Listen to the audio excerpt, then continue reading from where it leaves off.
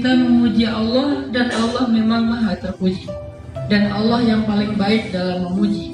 Dan kita bersyukur kepada Allah, dan Allah memang paling pantas disyukuri dan paling baik dalam mensyukuri. Ini kalimat adalah salah satu kalimat akidah. Walaupun dia bukan ayat, dia bukan hadis, tetapi dia terilhami dan diterjemahkan dari banyak ayat dan hadis tentang kebesaran Allah Subhanahu wa Ta'ala. Siapa yang memahami kalimat ini dalam hidupnya, maka insya Allah hidupnya tidak akan larut dalam kesedihan. Saya nggak mengatakan tidak sedih, karena semua orang pernah ngerasain sedih ya. Nggak mungkin nggak sedih. Kamu jangan sedih, bukan. Kalimat la tahzan, terjemahan yang lebih detail lagi itu bukan jangan bersedih. La tahzan itu maksudnya jangan berputus asa dalam kesedihan. Kalau jangan bersedih, Nabi SAW juga bersedih. Kapan? Banyak cerita Nabi bersedih.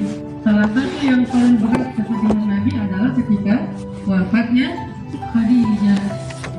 Wafatnya Sayyidah Khadijah. Sedih banget. Saking sedihnya Nabi atas wafatnya Sayyidah Khadijah, sampai tahun itu oleh ulama disebut dengan nama Amul Huzn atau tahun kesedihan. Jadi sedih itu boleh. Terus apa makna dari la tahzan? Atau dalam surat At-Taubah ketika Rasulullah SAW bilang kepada Abu Bakar, la tahzan ya Abu Bakar, innallaha ma'ana. Jangan bersedih wahai Abu Bakar, Allah bersama kita. Apa maksud jangan bersedih? Bukan nggak boleh sedih, tapi nggak boleh kita gara-gara kesedihan lantas kita jadi kufur nikmat. Apa maksudnya kufur nikmat? Seolah-olah hidup kita tuh nggak pernah dapat nikmat dari Allah, sehingga yang kita ingat hanyalah masalah kita aja. Ini namanya kufur nikmat. Atau jangan gara-gara kesedihan kita menjadi orang yang akhirnya berputus asa, nggak mau lagi berdoa. Salah satu indikator orang berputus asa udah nggak mau berdoa lagi tuh. Dia ngerasa kayak sia-sia aja gue berdoa karena doanya nggak diijabah. Ngapain juga gue minta sama Allah, ternyata selama ini juga nggak pernah dikabulkan. Ini namanya yai'as, berputus asa. La tai'asu, la taqnatu, jangan berputus asa, jangan patah semangat kata Allah. Karena sedih yang membawa kepada keputusasaan itu masuk dalam doa Nabi, Allahumma inni a'udzubika minal hammi wal hazan. Ya Allah, aku berlindung kepadamu dari ham. Apa itu ham? Rasa gelisah yang tidak menenangkan. Wal hazan, rasa sedih yang membuat kita berputus asa. Wa a'udzubika minal ajzi wal kasal, dan berlindung dari lemah, tidak punya semangat, hidup kayaknya biasa-biasa aja, nggak pernah bergairah. Apalagi mencari jodoh, udah pasrah aja, udah nggak mau berharap lagi nih kan? Itu berarti dia sudah berputus asa. Saya mah udah nggak mikirin jodoh lagi. Harus mikir. Yang penting jangan mikirin jodoh orang. Kalau mikirin jodoh sendiri kan nggak apa-apa ya, walaupun belum ada. Jadi la tai'asu, jangan berhenti berharap sama Allah. Kenapa? Karena di kalimat mukaddimah tadi kalimatnya apa? Alhamdulillah la yukhayyibu man amalah, yang tidak pernah mengecewakan siapa yang berharap kepadanya. Wala yaruddu man sa'alah, yang tidak pernah menolak siapa yang meminta kepadanya. Jadi kayaknya materi saya membedah mukadimah tadi aja udah cukup sih. Jadi mukadimah closing udah selesai. Karena memang mukadimah ini luar biasa teman-teman. Saya suka banget dengan mukadimah ini. Nanti ada mukadimah lain yang saya juga coba hafal, yang isinya mukadimah ulama-ulama itu bukan sekedar kayak basa-basi. Kalau kita kan mukadimah sekedar basa-basi ya, kita bersyukur, kita berselawat, udah selesai. Tapi mereka itu mukadimah kayak ekspresi tentang perasaan dia tentang Allah. Allah tuh gini loh, Allah tuh gini loh. Nah ini kalau kita sering membahas gimana perasaan kita, gimana kita tuh kagum banget, takjub banget, cinta dan seterusnya tentang kebesaran Allah, ini nanti akan jadi kayak bahan chat kita dengan siapa aja. Kita kalau lagi chat dengan pasangan yang udah punya pasangan, bahas tentang kebesaran Allah. Allah baik banget ya, Allah luar biasa ya. Makin sering dibahas, iman makin mantap. Makin kuat imannya, maka makin mudah kita dalam menjalani hidup. Jadi hidup yang kata orang berat buat kita mudah, yang kata orang berat buat kita ringan, yang kata orang susah buat kita mudah, yang kata orang sempit buat kita luas. Kenapa? Yang luas dan sempit itu adalah hatinya, bukan hidupnya. Jadi dalam mukadimah tadi kita belajar pertama, kalau kita hidupnya berakar dengan Allah, itu semua mudah. Satu syarat kalau kita pengen dapat banyak kejutan sesuai dengan judul kita, kalau kita pengen bahagia, pengen plong rasanya, nggak takut mengambil sebuah keputusan yang berat walaupun beresiko banget, caranya adalah berakar dengan Allah. Ini bahasa saya, berakar dengan Allah. Kok dengan Allah pakai akar sih Ustaz? Karena Allah kadang-kadang membahasakan hubungan Allah dengan kita, sebuah ibadah itu dengan bahasa dagang. Salah satunya, ya ayyuhalladzina amanu hal adullukum ala tijaratin tunjikum min adabin alim.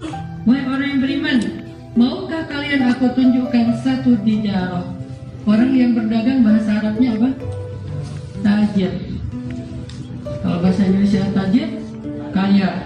Kalau di Arab tajir itu belum tentu kaya. Ada tajir yang bangkrut, ada tajir yang nggak untung. Tajir itu artinya pedagang. Terus jadi bahasa Indonesia. Kan dulu saya sempat agak lumayan lama ngajar bahasa Arab ya, dan tahu ternyata memang bahasa Indonesia itu banyak banget loh diserap dari bahasa Arab. Banyak banget. Hampir 90% yang saya tahu tentang bahasa Arab yang diajarkan ke teman-teman itu ternyata bisa diserap menjadi bahasa Indonesia. Walaupun sebagian ada yang terjemahannya tepat, ada yang terjemahannya agak sedikit bergeser. Intinya adalah Allah menawarkan kita tijarah, jual beli atau dagang.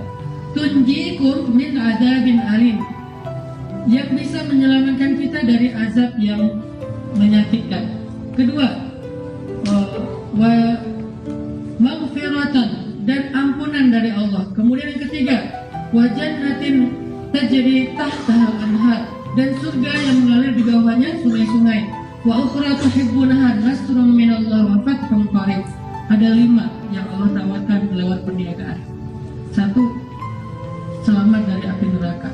2, dijamin masuk surga. 3, dihapuskan dosa. 4, diberikan pertolongan. 5, diberikan kejutan, kesuksesan, dan kebaikan di dunia. 5.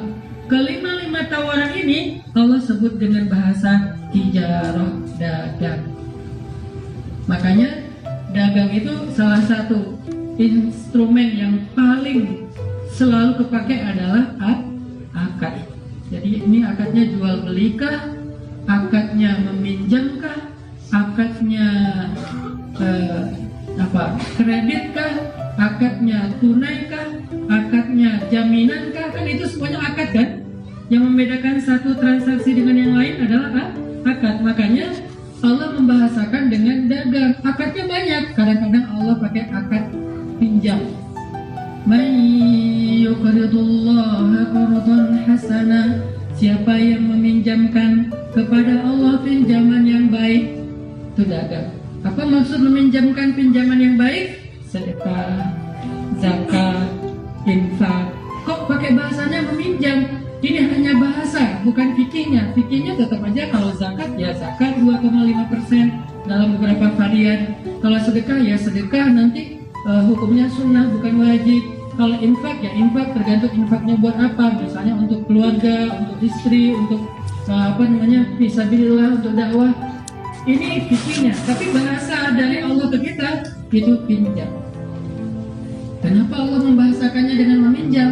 Allah pengen menunjukkan kepada kita bahwa harta kita itu akan dibalikin lagi, akan hilang.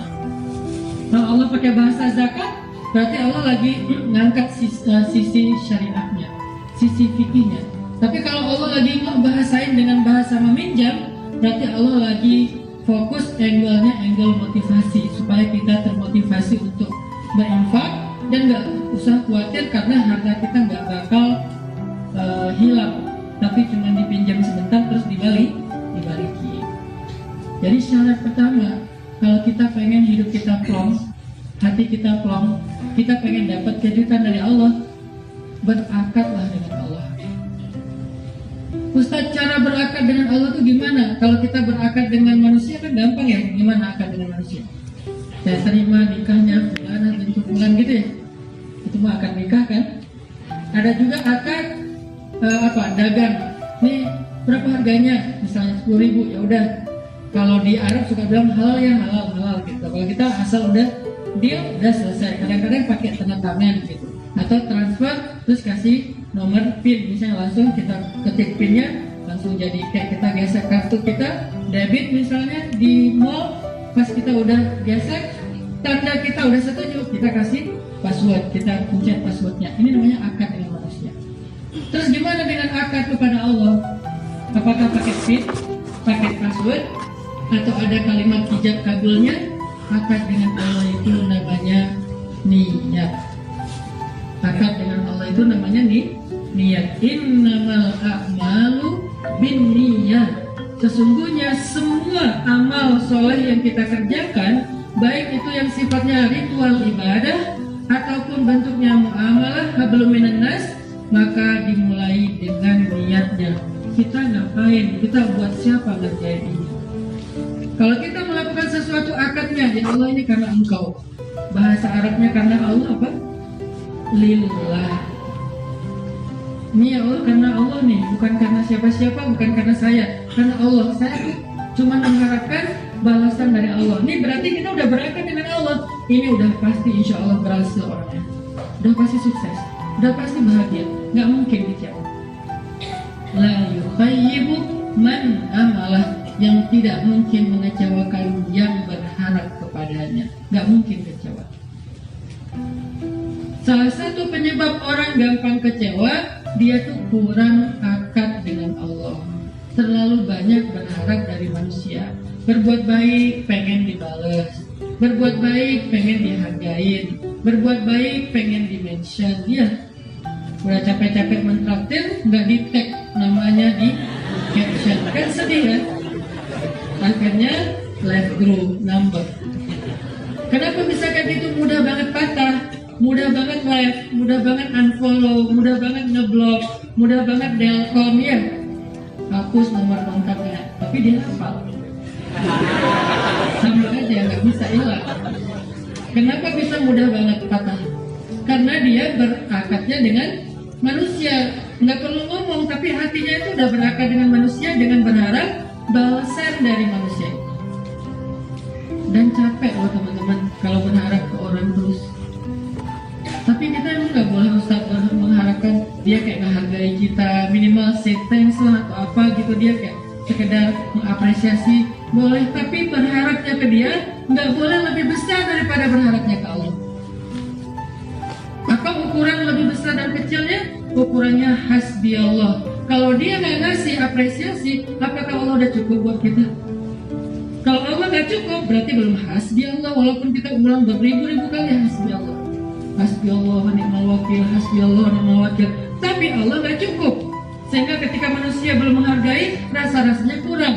Berarti harapan kita kepada manusia lebih besar daripada berharap kepada Allah. Boleh banget, dan itu sangat manusiawi. Itu udah jadi kayak fitrah kita.